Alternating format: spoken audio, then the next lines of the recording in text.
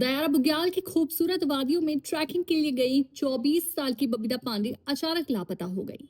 29 मई की रात तक सब कुछ सामान्य था, लेकिन उसी रात टेंट के अंदर हुई एक बहस के बाद पूरी कहानी बदल गई। बबीता अपने दो साथियों हरमनपाल और हरमनप्रीत के साथ ट्रैकिंग पर गई थी। पुलिस के मुताबिक रात में टेंट के अंदर किसी बात को लेकर उनमें बहस हुई और इसके बाद बबीता नाराज होकर अपने मोबाइल पर तेज आवाज में गाने चलाते हुए टेंट से बाहर चली गई। इसके बाद वो वापस ही नहीं लौटी।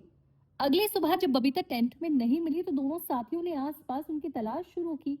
काफी खोजबीन के बाद प्रशासन को उन्होंने सूचना दी और वहां पुलिस, एसडीआरएफ तथा वन विभाग की टीमों ने बड़े स्तर पर सर्च ऑपरेशन चला लिया। जंगलों से लेकर खाइयों और आसपास के इलाकों तक पुलिस की तलाशी लगातार जारी रही, लेकिन बबीता का कोई भी सुराग नहीं मिला। सबसे हैरान करने वाली बात ये रही कि इतने लंबे तलाशी अभियान के बावजूद उनका कोई सामान, कोई भी कपड़ा या फिर ऐसा भौतिक सबूत नहीं मिला जिससे उनकी आखिरी लोकेशन का पता चल सके।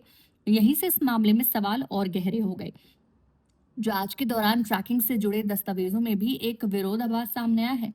जिस संस्था के जरिए ट्रैकिंग यात्रा आयोजित की गई थी, उसके आधिकारिक पंजीकरण रिकॉर्ड में बबीता का नाम मौजूद ही नहीं था, जबकि वन विभाग के परमिट में उनका नाम दर्ज था। आखिर एक ही ट्रैकिंग के दो रिकॉर्ड में इतना बड़ा अंतर कैसे आया? क्या ये महज प्रशासनिक लापरवाही थी या इसके पीछे कोई और वजह थी? फिलहाल इस सवाल का कोई अंतिम जवाब सामने नहीं आया है। इसके बाद पुलिस ने बबीता के दोनों साथियों हरमनपाल और हरमनप्रीत से अलग अलग पूछताछ की। पुलिस के मुताबिक दोनों के बयानों में कुछ जगह विरोधाभास सामने आए हैं। दोनों ने बताया कि बबीता नाराज होकर टेंट से बाहर गई थी, लेकिन वो किस दिशा में गई, इस सवाल पर कथित तौर पर स्पष्ट जवाब नहीं मिला है। ये भी सवाल उठा कि जब बबीता रात के अंधेरे में अकेली बाहर निकली तो उन्हें रोकने या उनसे पूछे जाने की कोशिश क्यों नहीं हुई है।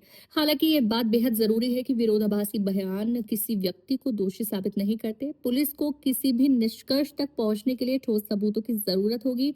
बबीता के मोबाइल की जानकारी भी जांची गई है, लेकिन दयारा बुग्याल जैसे दुर्गम इलाके में मोबाइल नेटवर्क कमजोर होने के कारण उनकी आखिरी लोकेशन का सटीक पता लगाना मुश्किल रहा।